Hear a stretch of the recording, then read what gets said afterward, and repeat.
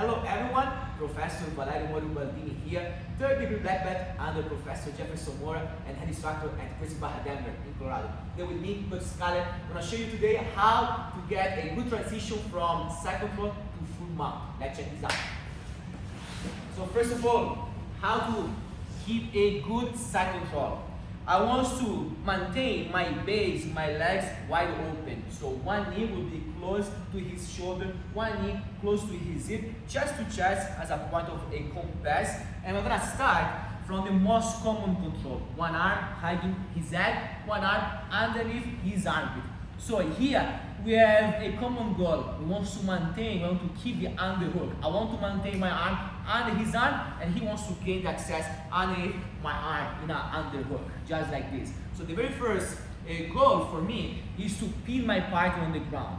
I will never recommend to maintain a hand-to-hand connection because you're gonna focus only on strength versus positions. So just keep your hands open on the mat, keep your control on his shoulder, keep your elbow nice and tight, so you're gonna neutralize his defense of bridging and hip escape.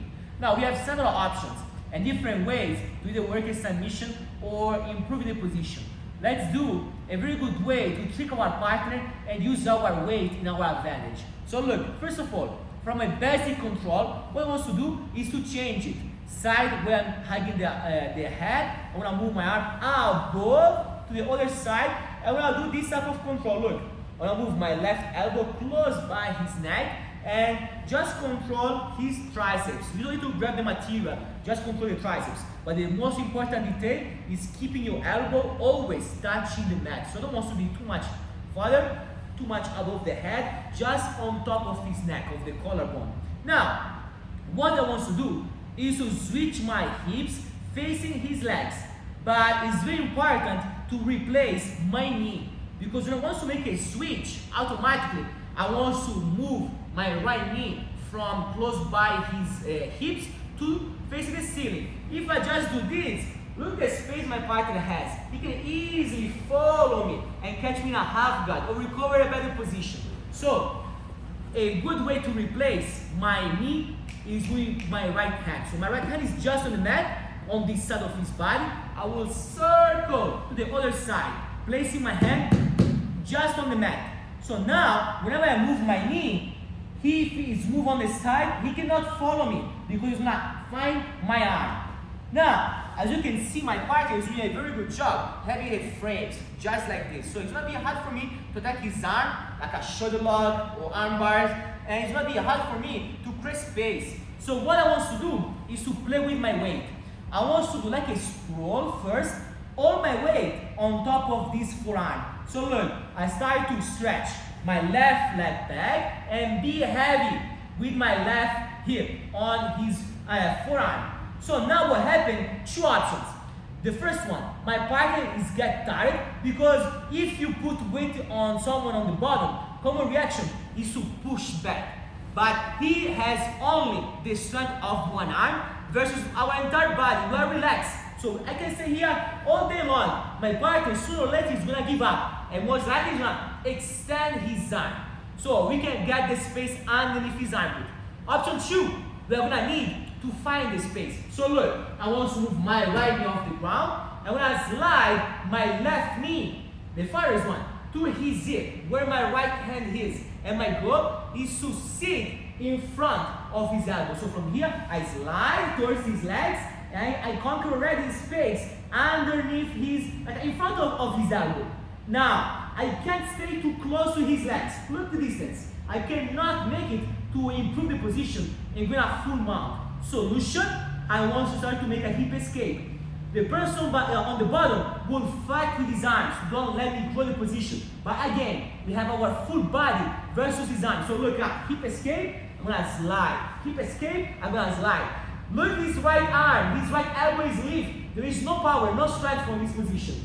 So, very important, it's a tricky position because we have our position inverted. My partner can use a bridge and a hip escape. So, yeah, if you guys don't have a good balance and your partner is bridging, can cut you off guard. So important, left elbow on the ground, be heavy on top of him, stay low. My goal is to step my right leg over his body. My left knee is touching his hips. Most likely what happens is that the person on the bottom is going to start to move on the side facing me and reaching his legs towards my legs. Perfect. That's what I want. I want to move my hand, making a grip over the farther side and pull his legs towards me. Let's turn this way, coach. Let's turn this way. Look, I'm going to pull this way. Look the space in between his legs. He cannot catch me in a half guard like this. And he's a wrong side for catch me in a half guard. Look what I'm going to do. I step over, but not completely. I don't rush. Look what I do. I go making a switch on my legs. And I like to place my foot flat on the mat. And what happens is sometimes the person at the bottom locks the triangle, but doesn't lead him anywhere because we are in control. Let's move this way. Now, let's move this way. So, we are at this situation. I'm going to let me transport in a full mount. So, two things are very important.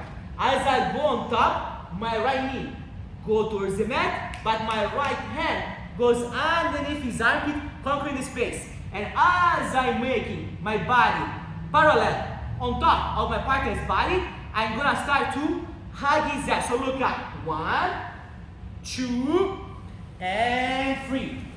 When I stop just like this, always like to be one step ahead and gain this space underneath his armpit. Eventually, we can go to position. Eventually, we can have an arm triangle and so on. So let's do one more time. Let's move a little bit closer to the work. So, normal, side control. Now, start to switch to position. 1, 2. I start to be heavy on him. I always say to my students, this is not Zumba. You don't want to flip your hips like this.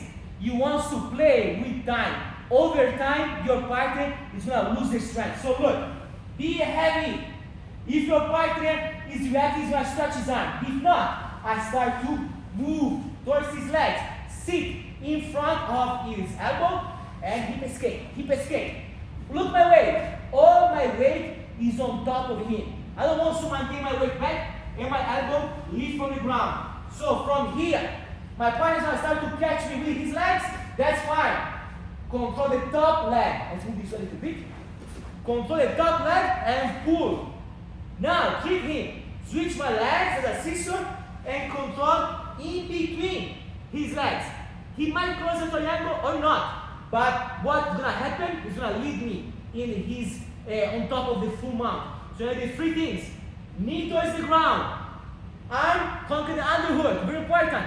And my left arm is going to hide his eye. So look at 1, 2, 3. We're going to stop in a good position, getting our 4 points for the full mount. So this is I will call elaborate way to get into a better position.